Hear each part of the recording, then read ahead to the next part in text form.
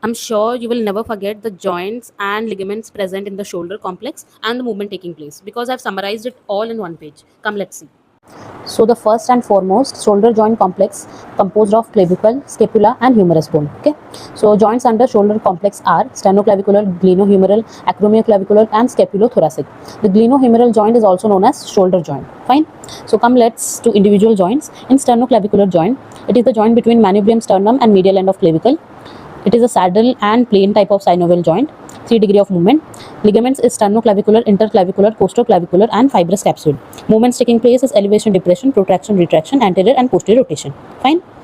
Now come to acromial clavicular joint, joint between lateral end of clavicle and small notch on acromion process. It's a plain synovial joint, 3 degree of motion. Ligaments are coracoclavicular ligament and acromioclavicular ligament. Motions are internal and external rotation, upward and downward rotation, anterior and posterior tilting. Fine. Come to glenohumeral joint. It is a joint between humeral head and glenoid cavity of scapula. It is a ball and socket joint, 3 degree of motion. Ligaments are superior, inferior and middle glenohumeral ligament, coracohumeral ligament and transverse humeral ligament.